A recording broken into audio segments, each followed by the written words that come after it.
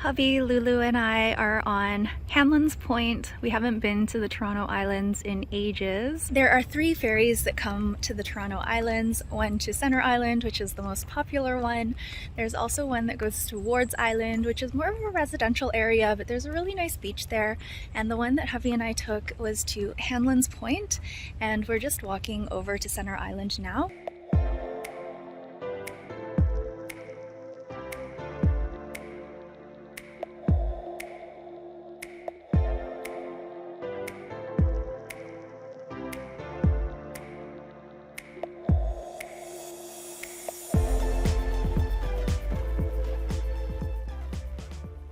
Lulu's getting a special treat today. She's getting Caesars. Oh my. We gave her half, and maybe we'll give her the other half in a bit.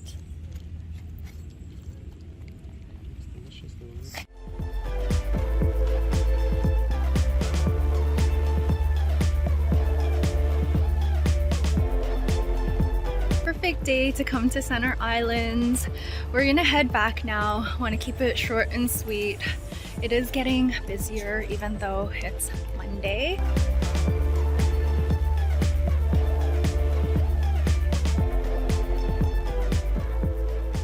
Are in Cambridge, Ontario. We decided to take a short road trip to this area. We haven't been here before, so we're really excited to see what this part of Ontario has to offer, and it's really close to downtown Toronto. It was only about an hour and 20 minutes in terms of the drive, and there was a tiny bit of traffic, so we didn't go that far at all. The condo that we're staying in is an Airbnb, and it's really nice, so I'm gonna do a quick little condo tour. Here is the overview of the condo.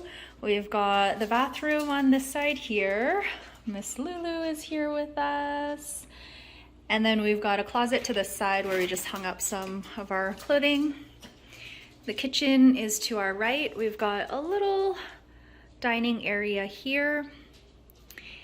And then a living room area. And the view is really, really pretty. I will show you without the screen door in the way after I show you the bedroom. We have the bedroom here, which is also really nice. We put Lulu's stairs there already. Oh. We've got a really nice walk-in closet, which is empty because we don't have much for our stay. We're here for 6 nights. There's a TV in the bedroom, nice comfy looking bed. And then there are doors to the same balcony that I showed you earlier. We've got the Grand River on the side and just a really beautiful view of, I guess this would be downtown Cambridge. Lulu was really confused as to where I was because I was on the balcony and she was in the living room. She had no idea how I got out here. She's out here too. We're not gonna let her out on the balcony on her own because unlike our balcony, this has like a little gap in the bottom.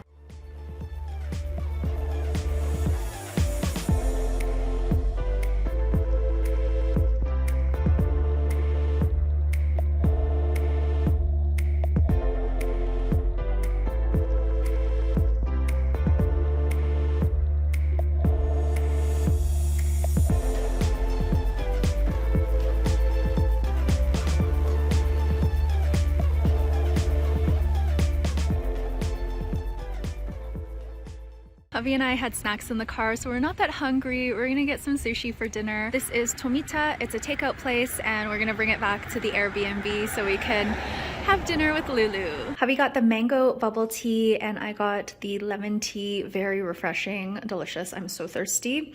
Hubby got the salmon lover set, and it comes with miso soup. I got the spicy crispy salmon and the black dragon roll.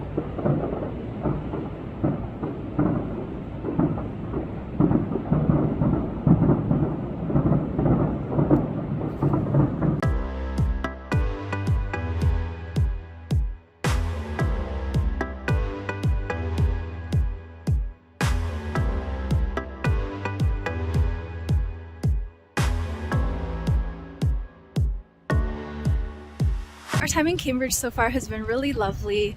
Hubby and I went to a Portuguese bakery and picked up some treats and also some breakfast sandwiches, and now we're heading to a coffee place. Here's what we ended up getting for breakfast from the Portuguese Bakery. We got 2 of these ham and cheese and egg sandwiches. Looks so good. We also got these pastries, 2 custard tarts, a vanilla Berliner, a lemon poppy seed scone, a cinnamon bun, and a coffee roll. Hubby and I decided to pull out the sofa bed in the living room. The arms on this couch are really low, so it's hard to sit up on this couch with your feet up and have your back against something. I guess we could have used the coffee table maybe, but we decided instead, since this is a sofa bed, to just pull it out. I wrote my morning pages and Lulu lay down beside me. I also did some trip research and it was very comfortable. It has been a really nice and relaxing trip so far, and I was thinking about why we even like to go on these road trips, because we end up doing a lot of the same things that we would do at home as a staycation. So we get a lot of takeout, we go for short walks, we watch hockey, we go to the movies. And I think what makes it different is that when it's a change of scenery, so we're not in the same condo in the same city, we're doing something a little bit different. But it's not all that different from our routine, which I think we both like. I know I love my routine, and I think hubby likes his as well, without the work, of course. But the other thing that I noticed is that being in a different location without my usual computer setup and being away from our condo, it forces me to slow down a little bit. I also don't have that feeling that I need to be productive all the time, to be cleaning something or cooking something, working on something. Being in a different location, changing the wiring in my brain a little bit. It gives me some perspective that I don't really need to be productive all the time. I don't always have to be doing something. I can just relax and see how the day unfolds. So there's been a lot of that going on. I actually didn't plan a lot of stuff for this vacation. It's more of a what do we feel like doing type thing. And yesterday, what we felt like doing was going to watch a movie, but we ended up watching something that was very unexpected. We had watched the trailer for this a while back, and I was intrigued about it, but I didn't think hubby was interested, so I didn't bring it up to him. But he actually asked about it on his own. We ended up watching the Eras Tour, which is Taylor Swift's concert, and it was very good. It was very long, and I don't know all of Taylor Swift's albums and songs and such, so there was a lot in there that was new to me, but of course I know like her big hits. We watched it in the VIP area, which is the 19+ section, and there were only a few of us in there. Everyone was pretty like chill and low-key, although they did tell us that we could get up out of our seats and dance if we wanted to, we could sing if we wanted to, and we could take photos of ourselves if we wanted to, but not of the screen, of course. And I don't think anyone really opted to do that. I didn't notice anything going on around me in terms of dancing, singing, and taking photos. It was a very chill atmosphere and not at all like an actual concert, but it was a lot of fun. It was really interesting. I've heard a lot of good things about this concert. I was curious about it, but in reality, I know I wouldn't pay that much for her concert tickets. And it was just a really interesting documentary concert. Hubby seemed to enjoy it as well. He didn't fall asleep, which is great. Of course, we could have watched this back where we live in Toronto, but I'm not sure we would have thought of it. So being in a different place actually, I think, opens us up to experiences that we might not actually do in Toronto or make time for in Toronto because we're just distracted with other things.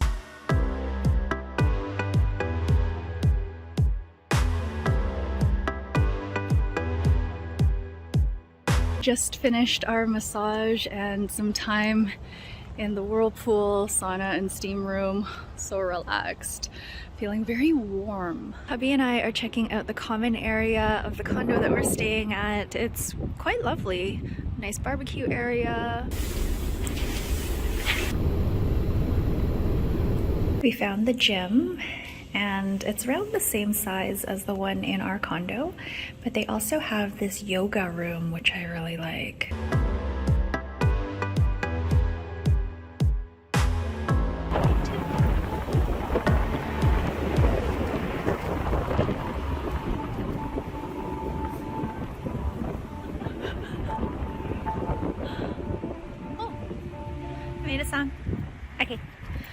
We got Thai food. We're gonna go back now. We ordered the pineapple fried rice and the chicken pad thai.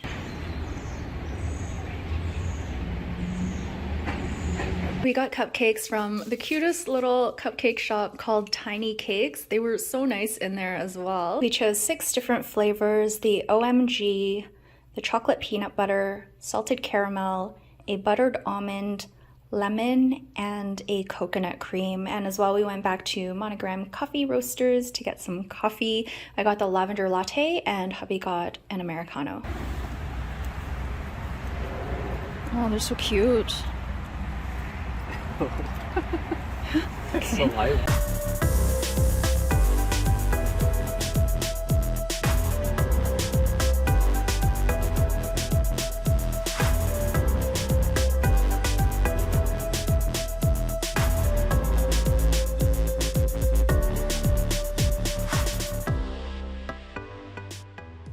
Hubby and I are at Haynes Corn Maze. I've always wanted to do a corn maze. I'm so excited. Apparently this takes around 1 to 2 hours. We got this thing here, which we can fill out as we go along. There are checkpoints and such. There's also a map up top. Apparently the maze is around 20 acres. The entrance and the exit are, of course, side by side, so you don't end up on the opposite side of the field. I'm so excited. I'm a city girl, so stuff like this is like very novel to me.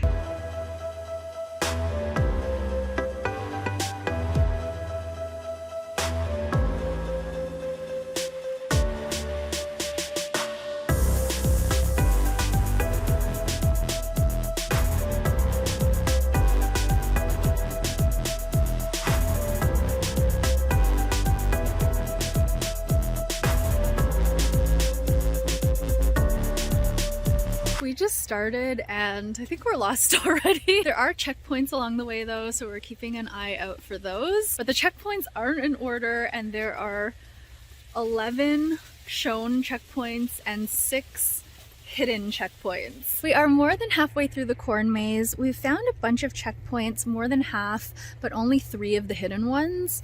I think we'll just come across the hidden ones if we can and try to find the remaining ones on the map.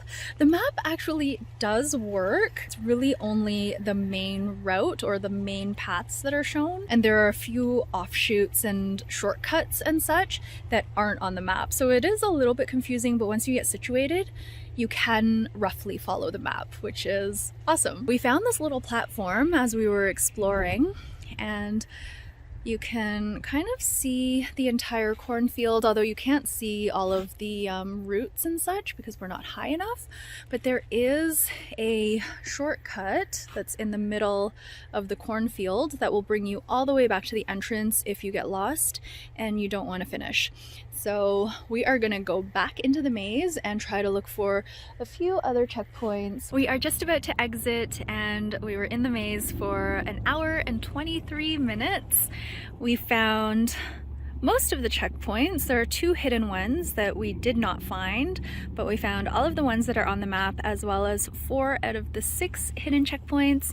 And now there's a message that we need to decode. So let's see if we can do that. Did you like it? Hubby said he wasn't too keen on the corn maze, but he enjoyed it. Yay! We decoded it. It says, "I'm the 8th wonder." The theme for this year's maze is the 7 wonders of the world. We ordered butter chicken for dinner tonight. We also have some garlic naan. We ordered 3 naans, so this is one of them. And we also got a free one with the butter chicken. So I think that'll be enough food for us. We bought a little pumpkin pie from the bakery that's just outside the corn maze. Hubby has been wanting pumpkin pie for a while, since Thanksgiving. So we are having it now. I've been back from the road trip for a few days now, and I have this horrible crick in my neck.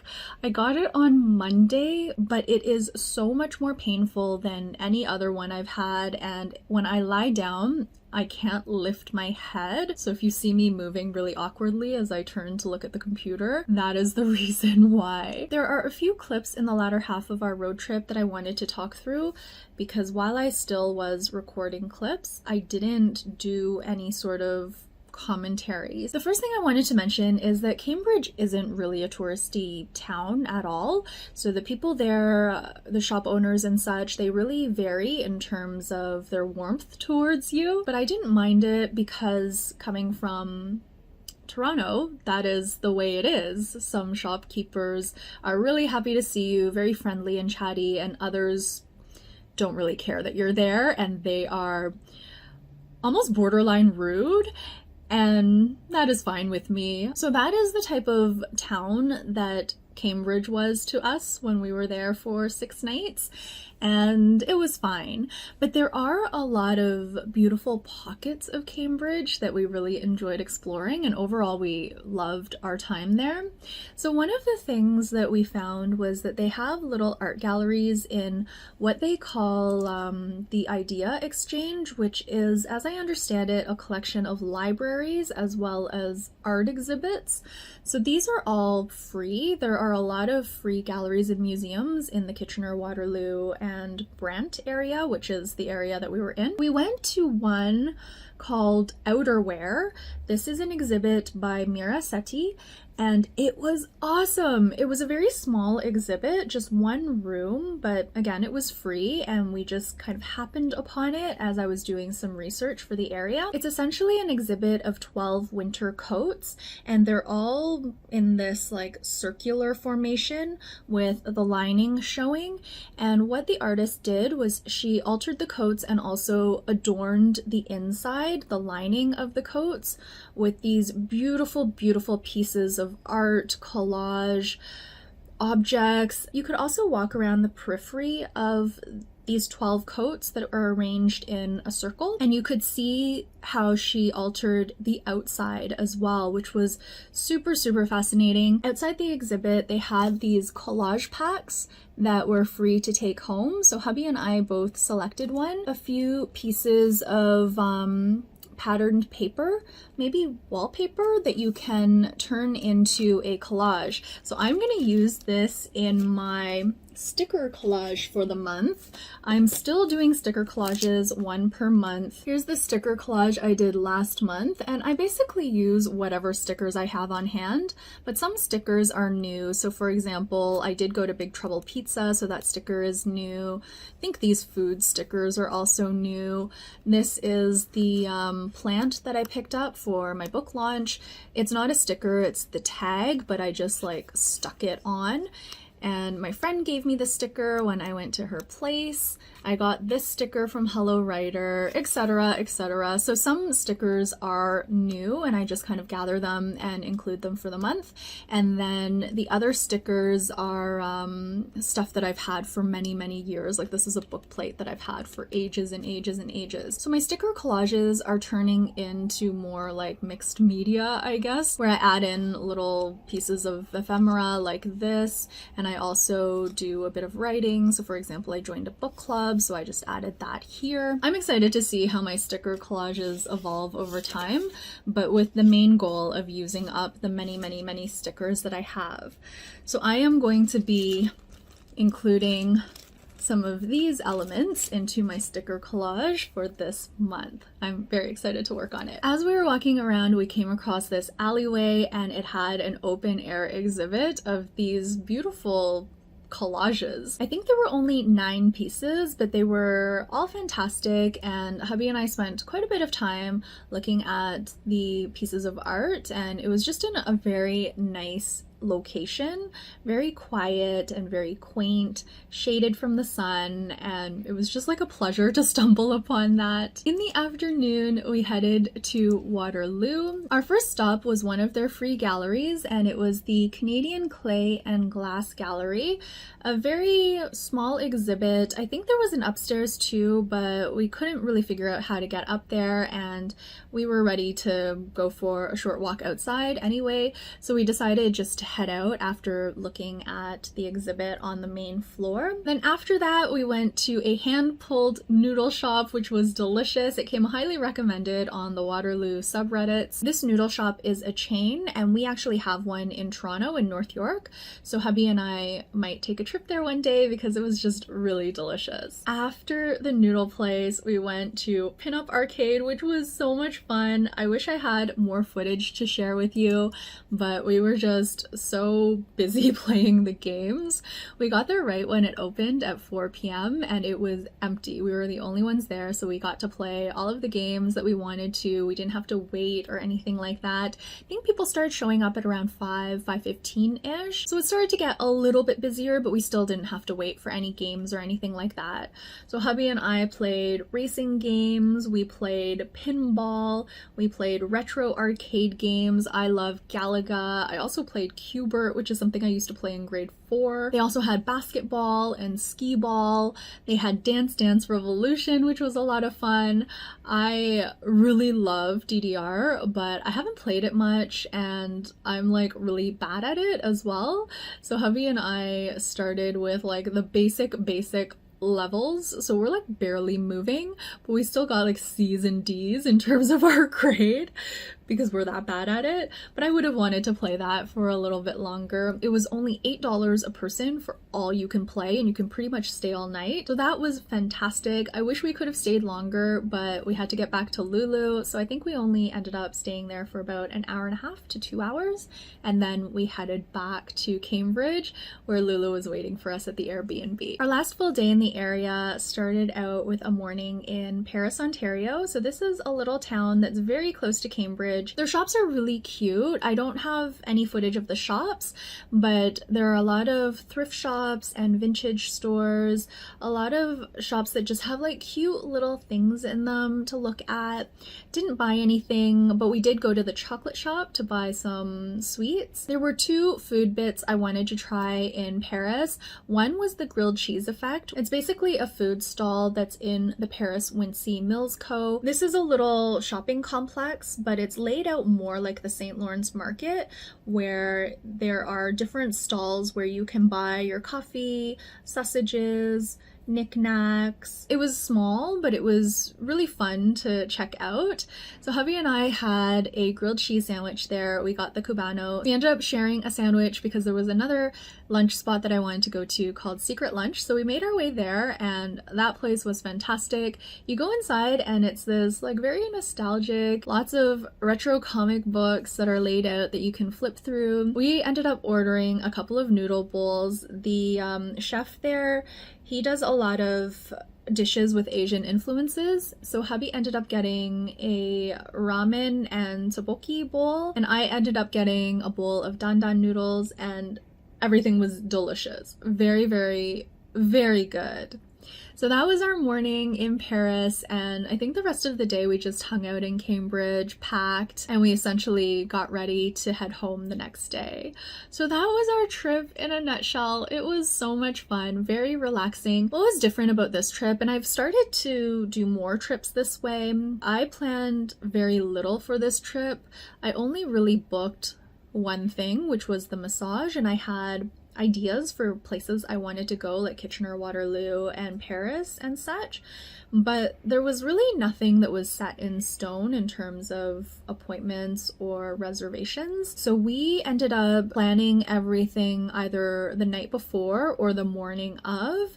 I would do some research and see what we felt like doing. We also changed plans a lot. So the day that I had originally thought we were going to go to Paris, we actually didn't go until towards the end. So we kept kind of like shifting things around. And it felt really good because I feel like we still did a lot, but we also had a lot of time to rest. And I also feel like we were a bit more spontaneous on this trip, which is really nice.